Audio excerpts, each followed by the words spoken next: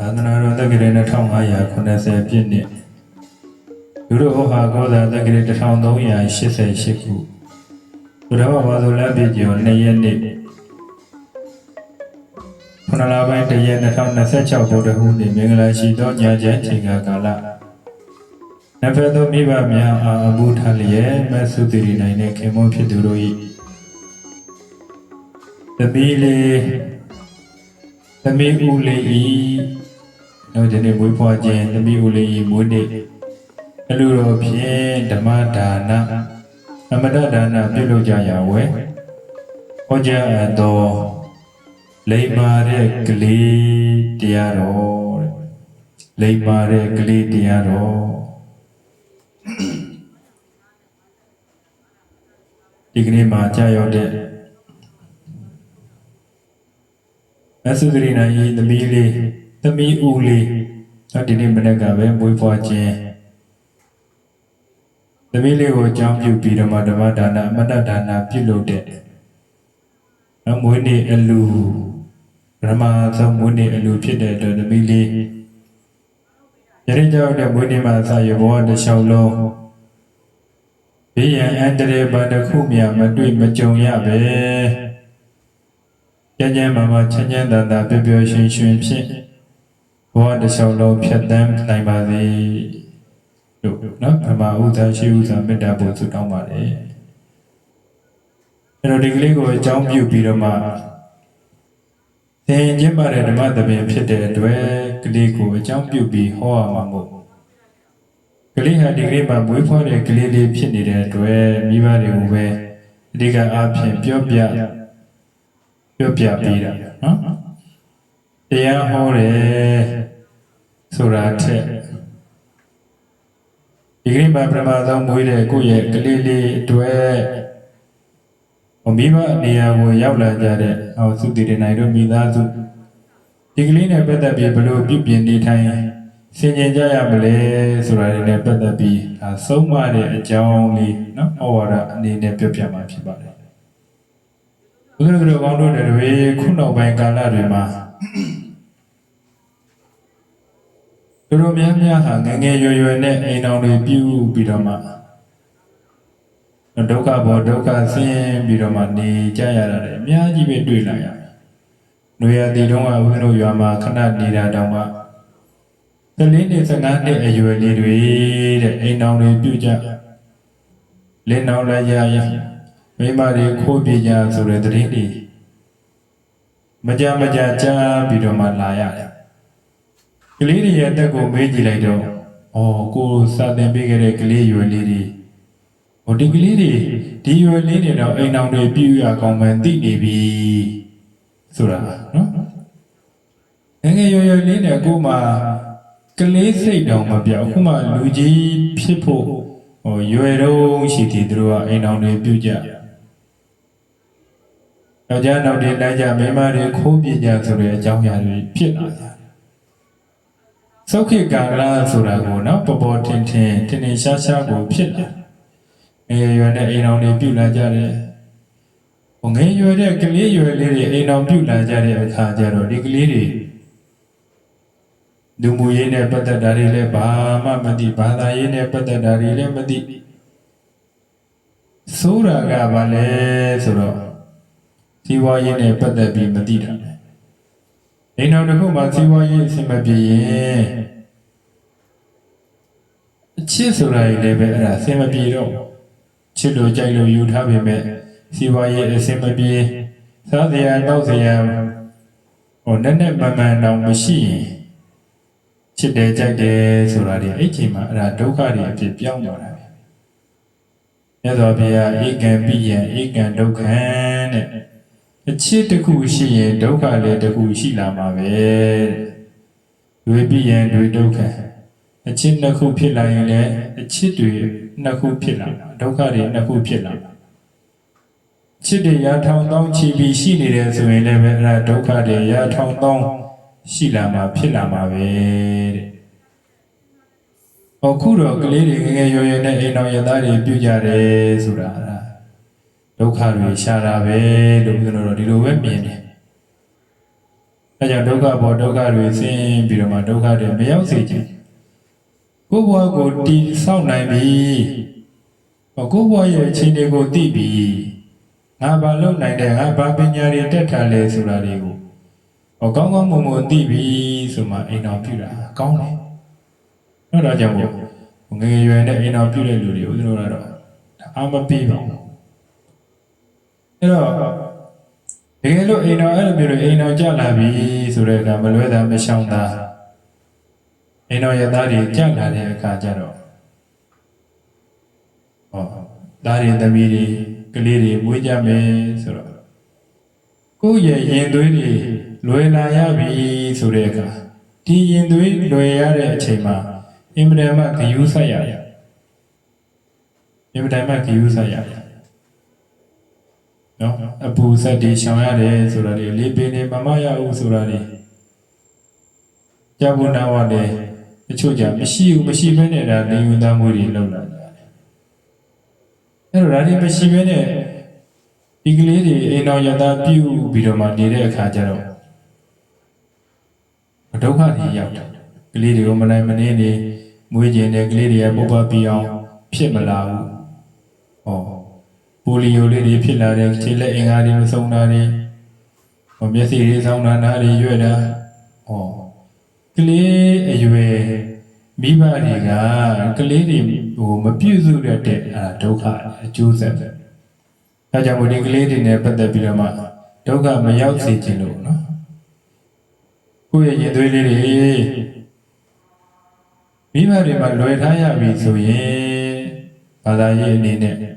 ဒီကလေးကိုကိုယ်ကမေတ္တာပို့ပြီးတော့မှစုတွေတောင်းပြရတယ်။ကလေးကိုပို့ပြီးတော့မှနော်ကလေးတွေကိုရင်ထဲမှာရှိနေတဲ့ဒီကလေးကျမ်းပါပါသည်ချမ်းသာပါသည်ဘေးကင်းပါသည်ရန်ကင်းပါသည်ခြေလက်အင်္ဂါတွေဆုံးဆုံးလဲလဲလှလှပပလေးဝေးလာပါစေဆိုပြီးမိဘတွေအနေနဲ့အဲ့ဒါအမြဲမပြတ်ဆုတောင်းပြီးမေတ္တာပို့နေရတယ်။ဒီမိဘတွေကိုယ်တိုင်ကရတဲ့ဖျားစာလေးတွေကိုယူဖတ်တရေစေပြီးတော့မှဒီလိုလေးနေမှဒီကလေးကကောင်းကောင်းမွန်မွန်လေးထွက်လာနိုင်ပါနေထိုင်ပြုစုနေထိုင်ပြုမှုတွေကိုဆင်ခြင်မယ်အခုလိုမျိုးမေတ္တာတွေပို့ပြီးတော့မှနေမယ်ဆိုရင်ကောင်းကောင်းမွန်မွန်နဲ့သားယရဏသမီးယရဏတွေကိုပွားများပါလိမ့်မယ်နော်တခါဘုရားတော်ကိုတခါတယောက်ကလာပြီးဘူးတဲ့သူတို့လည်းအဲ့လိုပဲသမီးဦးလေးမွေးလာတဲ့အခါကျတော့ကလေးကဆေးရုံဆင်းလာပြီးအိမ်ရောက်တာနဲ့ညာရောက်တိုင်းအသေးတန်ငိုလို့တဲ့ဦးစင်းတဲ့အဆောင်လေးတွေလက်ပွက်လေးတွေများရှိရင်ပြေးသမ်းမှာနဲ့ကလေးကအဲ့လိုငိုနေလို့တဲ့ကလေးဆိုတာတော့ငိုမှာပဲလို့ကလေးဆိုတာငိုမှအားရှိတာပဲကလေးရဲ့အားငိုတယ်ပဲ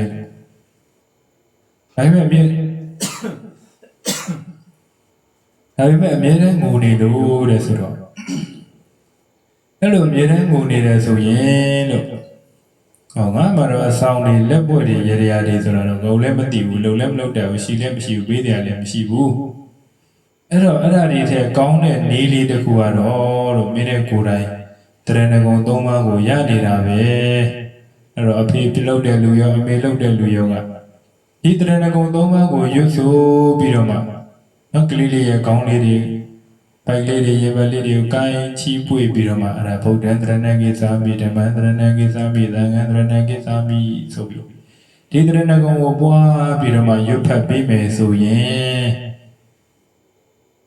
အနောက်ရှေ့ပယောဂတွေရှိတယ်လို့ထင်ရင်အဲ့ဒါတွေလည်းပျောက်ပါလိမ့်မယ်ဘေးရန်တွေအန္တရာယ်တွေကင်းပါလိမ့်မယ်လို့ဘုရားကဒီလိုလေးပြောပြီးအိမ်ရောက်တဲ့အခါမိဘတွေကဒီတိုင်းလေးလိုက်လို့တော့နောက်မငိုတော့ဘူးတဲ့ဒီလိုလေးပြန်ပြောဘုရားကရမ်းပြီးပြောလိုက်တာတော့မဟုတ်ဘူးဒါမြတ်စွာဘုရားရှင်ကိုရောမြတ်ကဣတံခောတရဏံခေမံဣတံတရဏမုဒ္ဒမံဣတံတရဏမာဂမ္မသဗ္ဗဒုက္ခမမုစ္စတိတဲ့ဘုရားတရားတန်ခါယရဏမြတ်၃ပါးကိုကြီးညိုယုံကြည်စည်းကပ်ကိုးကွယ်ပြီးတော့မှပူဇော်ပွားများနေကြမယ်ဆိုရင်တဲ့သဗ္ဗဒုက္ခမမုစ္စတိဖြစ်လာမဲ့ဘေးရန်တွေအန္တရာယ်တွေအားလုံးအဲ့ဒါပျောက်ကင်းသွားလိမ့်မယ်လာမဲ့ဘေးတွေလည်းဝေးသွားလိမ့်မယ် အဲ့မဲ့ခလုတ်တွေလည်းပဲရှောင်သွားလိမ့်မယ်နော်ဒါကြောင့်မို့ဖျားတရားတန်ခါဆိုတော့ဒီယရဏသုံးပါးရဲ့တရဏဂုံမြတ်သုံးပါးကိုအမြင့်မြတ်စီကကိုးကွယ်ပြီးတော့မှရွတ်ဆိုပူဇော်နေကြမယ်ဆိုရင်အဲ့ဒါဘေးတွေရန်တွေအန္တရာယ်တွေကင်းတယ်နော်ဒါမြတ်စွာဘုရားရဲ့ဒေသနာတော်နဲ့အညီဥဒ္ဒရောကလည်းမျိုးလေးပြောလိုက်တယ်သူတို့လည်းပဲရိုးရိုးကြည်ကြည်လေးလေးစားစားနဲ့လိုက်ပြီးရွတ်ဖတ်ပူဇော်တဲ့အတွက်ကလေးလည်းပဲအန္တရာယ်ကင်းသွားတယ်နောက်ပြောချင်တာကကလေးတွေ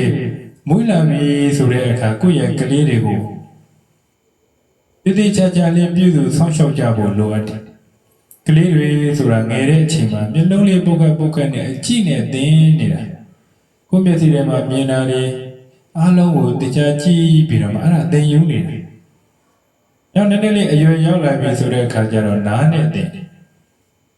နားနဲ့ပြောသမျှစကားတွေအားလုံးကိုမှတ်သားထားပြီးရင်လိုက်ပြောအဲ့တော့ကလေးဆိုတာငယ်ရွယ်တဲ့အချိန်မှာအဲ့ဒါဘာနဲ့တူလဲဆိုတော့ရှုံရုပ်လေးလိုပဲရှုံတုံးလေးလိုပဲเนาะဒီရှုံတုံးလေးကိုကိုကတိုက်တဲ့အယုတ်ကိုဖန်တီးပြီးတော့မှလုပ်လို့ရတယ်ရွှေစင်ရုပ်လေးလုပ်မယ်ဆိုရင်အဲ့ဒါရွှေစင်ရုပ်လေးဒီရှုံတုံးကနေဖြစ်လာတာကျွေးရုပ်နွားရုပ်တွေလုပ်ရင်လည်းပဲအဲ့ဒါကျွေးရုပ်နွားရုပ်ပုံစံပေါက်သွားတာကလေးဆိုတော့ရှုံတုံးလေးလိုပဲသူသင်ယူတဲ့မိဘတွေရဲ့ပုံစံကိုလိုက်ပြီးတော့မှအဲ့ဒါကွဲသွားမှာရှင်းရုပ်နွားရုပ်ပုံစံဖန်တီးတဲ့မိဘတွေနဲ့တွေ့ရင်ရိုင်းဆိုင်သားသမီးတွေဖြစ်သွားရွှေတင်ရုပ်လေးလိုလိမ္မာရင်ကြီးအောင်သင်ပေးတဲ့မိဘတွေနဲ့တွေ့ရင်ကလေးကလိမ္မာရင်ကြီးလာဒီကလေးကိုပဲသားရည်သမီးရည်ဥတော်နမောတတ္တသုဗုဒ္ဓံတရဏံကိသမိဆိုပြီးတော့မှကလေးကိုဒီလိုကောင်းမြတ်တာလေးတွေသင်ပေးရင်ဒီကလေးကလည်းပဲဒါလေးတွေဆိုရက်သွားပါအဲ့လိုမဟုတ်ဘဲနဲ့မိဘတွေကဆဲတဲ့စကားတွေရိုင်းစကားတွေပြောပြသင်ပေးမယ်ဆိုရင်လည်းပဲဒီကလေးကရိုင်းဆိုင်တဲ့ကလေးဖြစ်သွားပါမယ်သင်ပေးလိုက်တဲ့ပါဇက်ကတော့ဒီပါဇက်ပဲဒါပေမဲ့ရတော်တဲ့ပုံစံကမတူတော့ဘုရားတရားတန်ခါဆိုတော့ယရဏသုံးပါးကိုကိုယ်ကိုယ်စည်းကပ်တဲ့ဘာသာရေးနဲ့ဆိုင်တဲ့အဆုံးအမတွေကိုသင်ပေးရင်ဒီဘာသာရေးနဲ့ပတ်သက်တဲ့အဆုံးအမတွေဒီကလေးမှာပြောတတ်သွားမယ်အစဲနည်းတဲ့ဆဲတဲ့နည်းတွေသင်ပေးမယ်ဆိုရင်အဲ့ဒါကလေးကဆဲတတ်သွားပါပဲနော်ကလေးရဲ့သင်ပြတဲ့မိဘတွေပုံမှာမူတည်တဲ့ဒီကလေးရဲ့ကောင်းခြင်းဆိုခြင်းနောက်ဒီကလေးကိုပဲလက်သီးထိုးတွေသင်ပေးမယ်ရိုက်တဲ့ပုတ်တဲ့နီးတွေသင်ပေးမယ်ဆိုရင်ဒီကလေးကရိုက်တဲ့ပုတ်တဲ့သွားမယ်ထိုးတဲ့ကြိတ်တဲ့သွားမယ်အဲ့လိုမဟုတ်ဘဲနဲ့ဒီလက်နဲ့ပဲလက်အုပ်ကလေးတွေခြိတဲ့အောင်သင်ပေးမယ်ရဟန်းတန်ဃာတွေတွေ့ရင်ဥတော်လှုပ်တဲ့အောင်သင်ပေးမယ်ဘုရားနဲ့သင်္ဍီတွေကိုတွေ့တဲ့အခါလက်အုပ်ခြိပြီးကြောတဲ့အောင်သင်ပေးမယ်ဆိုရင်ဒီကလေးကမိမရင်ကျေးတဲ့ကလေးဖြစ်သွားပါပဲသင်ပေးတဲ့လက်ကတော့ဒီလက်ပဲဒါပေမဲ့သင်ပြတဲ့ပုံမှာမူတည်ပြီးတော့မှဒီလက်ရဲ့ပုံစံကကွဲပြားသွားပါမယ်ဒါကြောင့်မို့မိဘတဲ့အရွယ်မိဘတွေဖြစ်လာကြမယ်မိဘလောင်းနေရတွေလားတွေကိုသတိထားရမယ်ကိုမသားသမီးတွေမွေးဖွားလာပြီဆိုတဲ့အခါတို့မွေးလာတဲ့ဒုကလေးကိုလိမ္မာရင်ကျေးတဲ့ကလေးလေးဖြစ်အောင်မွေးပါလားရိုင်းဆိုင်ရုပ်မာတဲ့ကလေးမျိုးကိုမွေးပါလားဆိုတာကျူးဆိုင်တယ်ဒီကလေးရဲ့ပတ်ဝန်းကျင်ဆိုတာမိဘနှစ်ပါးပဲဒီမိဘနှစ်ပါးကောင်းရင်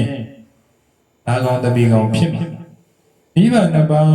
ရုပ်ညံ့ရင်သားဆိုသမီးဆိုဖြစ်မှာဒီကလေးရဲ့ပတ်ဝန်းကျင်ဒီမိဘပဲမြေရမူယူတောက်ဆန်းနေတဲ့အဖေကကိုမွေးထားတဲ့သားလေးကြီးလာတဲ့အခါအရင်မတောက်နဲ့လို့ဆုံးမလို့မလွယ်တော့ဘူးအိမ်စဉ်လက်ပြီးအတင်းဖြောက်ပြုံးနေတဲ့အမေဖြစ်သူကကိုမွေးထားတဲ့ကိုသမီးကိုဟိုမသွားနဲ့ဒီမသွားနဲ့တားဖို့မလွယ်တော့ဘူးနော်အဲကြောင့်မို့အရေးကြီးဆုံးကတော့ပြီးပါမယ်ရှေ့ဆောင်တော့လည်းဖြောက်ဖြောက်သွားကနောက်တော့တက်တိုက်ဖြောက်ဖြောက်လိုက်ဤဆိုတဲ့စကားအတိုင်းပဲ မိဘတွေကိုယ်တိုင်ကရှေ့ကနေရှေ့တောင်လမ်းပြအနေနဲ့ကောင်းကောင်းမွန်မွန်နေပြမယ်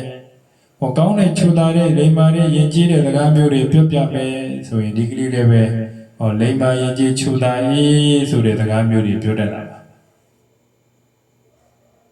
အဲ့လိုမျိုးနဲ့ဒီကလေးရဲ့ရှေ့မှာပဲမိဘနှစ်ပါးကရံဖြစ်လိုက်ကြတက်လိုက်ကြပုတ်လိုက်ကြဆိုရင်ဒီကလေးရဲ့စိတ်ထဲမှာလည်းပဲဟောဒီလိုအဆိုးတဲ့အတွေးတွေကြမ်းတမ်းတဲ့ဇယိုက်တွေဝင်သွားမှာ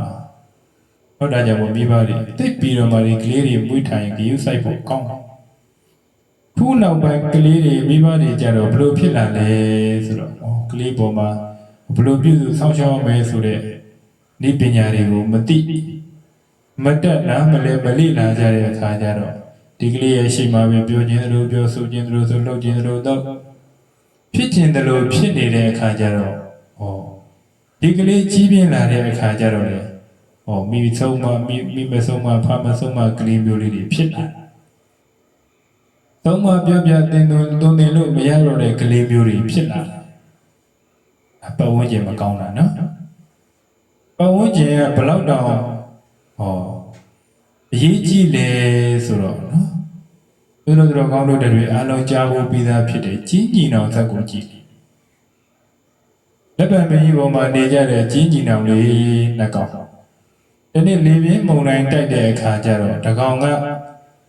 ယတိယဟန်တွေနေတဲ့ကျောင်းသင်္ကန်းပေါ်မှာကြလို့တဲ့ယတိယဟန်တွေကကောက်ယူပြီးမွေးထားလိုက်တယ်သူတော်ကောင်းတွေရဲ့အနိနာမှာကြတဲ့အတွက်သူတော်ကောင်းစရိုက်တွေကူးပြီးတော့မှလိမ္မာတယ်ယဉ်ကျေးတယ်ချူတာအေးတဲ့စကားတွေကိုပြောရဆိုတတ်တယ်တဲ့ပတ်ဝန်းကျင်ကောင်းဖို့ရောက်သွားတဲ့အတွက်ပတ်ဝန်းကျင်ပေါ်မှာမူတည်ပြီးတော့မှကောင်းသွားတဲ့ခြေလေးဖြစ်တယ်အငယ်ကောင်လေးကကြတော့တဲ့ခိုးသားဓမြတွေနေတဲ့လက်တပ်ပုံပေါ်မှာကြတဲ့အတွက်ဒီခိုးသားဓမြတွေရဲ့လေကြီးသားလေးမွေးထားတဲ့အခါကျတော့သူမျက်စိရှိမှမြင်နေတွေ့နေကြားနေရတာတွေကမကောင်းတဲ့ဇယိုက်မကောင်းတဲ့အတန်တွေဆိုတော့ဒီကြီးသားလေးဟာလည်းပဲတဲ့ဒီဇယိုက်တွေဒီအတန်တွေ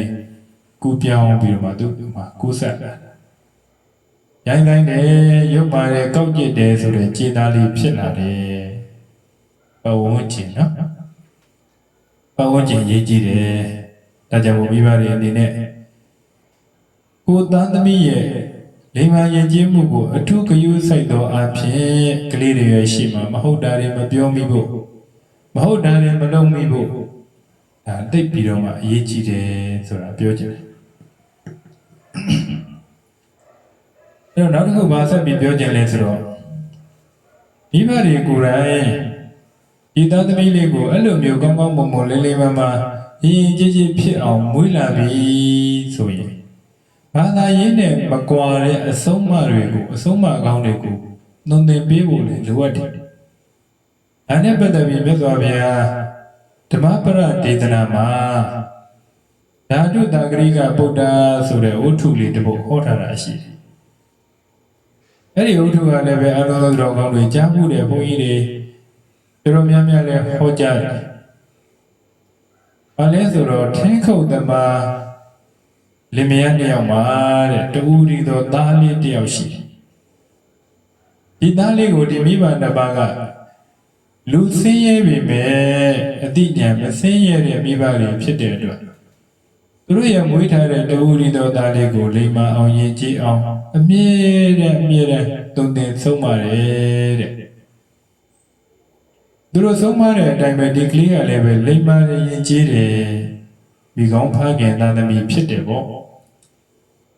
အဲ့တော့မိကောင်းဖခင်ဖြစ်သားသမီးဖြစ်တဲ့အားလျော်သောဒီကလေးလေးကလည်းပဲလိမ္မာယဉ်ကျေးပြီးတော့မှနေတယ်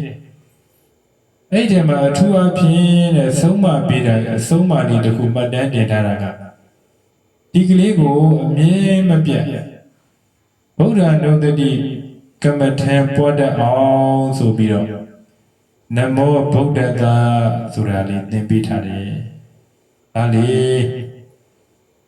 ဒီနမောဗုဒ္ဓတာကိုအမြဲတမ်းရအောင်ရုပ်မရရင်လည်းပဲရအောင်လုပ်ပြီးအမြဲတမ်းအိတ်နေလဲရုပ်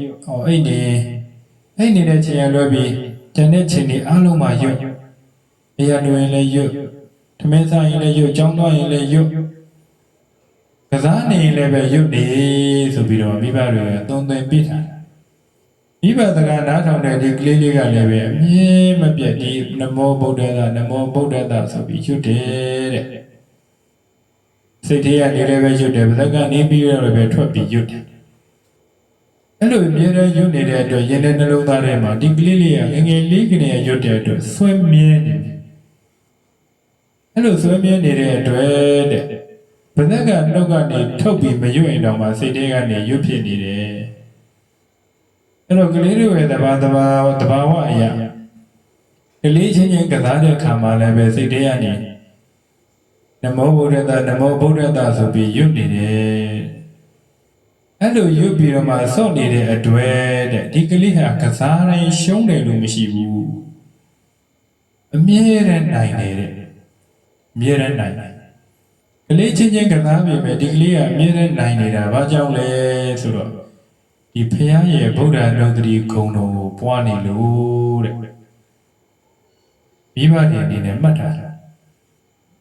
မိဘတိုင်းဟာကိုယ်သားသမီးကိုဘယ်တော့မှမရှုံးစေခြင်းဘူးမကြစေခြင်းဘူးအဲ့တော့ကြာရှုံးမှုမရှိတဲ့သားသမီးမျိုးကိုလူချင်းရကြကြတယ်ဆိုရင်ဒီလိုမျိုးကောင်းမြတ်တဲ့အဆုံးအမလေးတွေကိုယင်နဲ့ရအောင်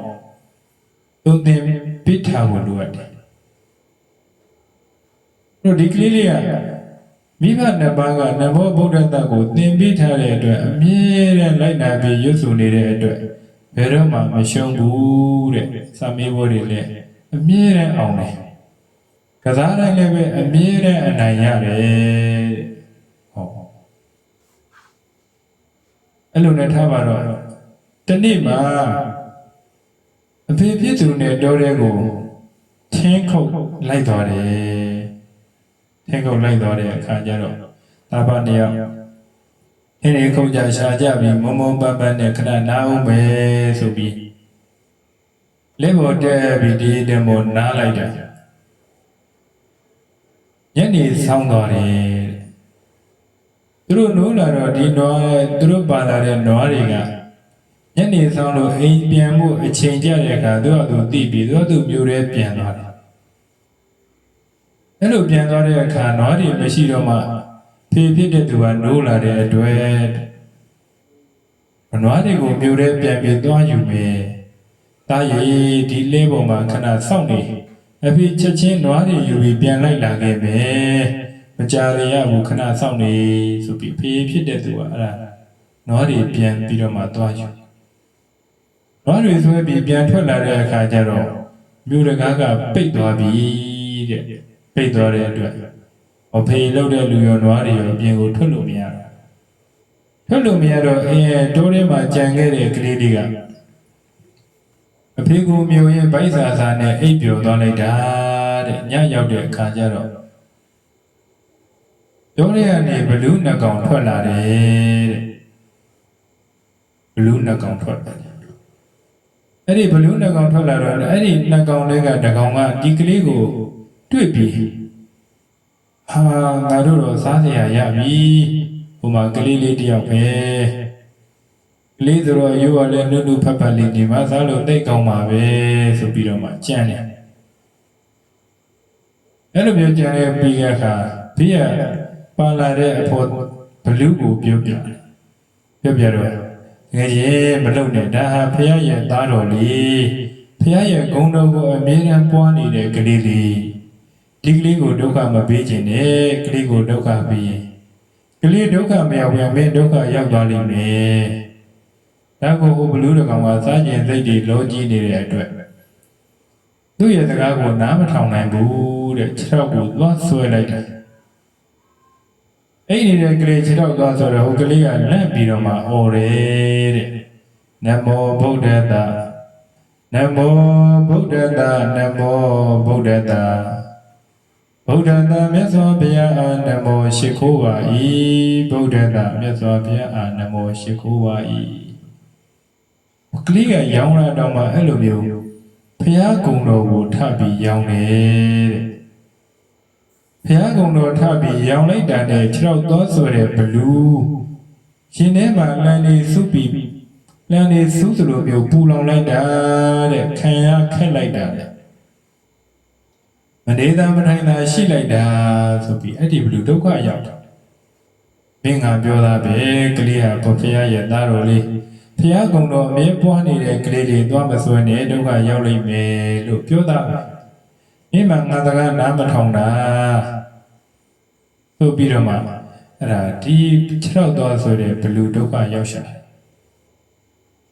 မြတ်စွာဘုရားရဲ့ဂုဏ်တော်ပွားနေတဲ့ကလေးဖြစ်တဲ့အတွက်ဘလူးပေးရလေပြည့်တဲ့ရဲ့ဘလူးပေးရနေပြီးတော့မှအဲ့ဒါကင်းလို့သွားတယ်ကင်းလို့သွားရုံနဲ့မကဘူးတဲ့ဒီကလေးကို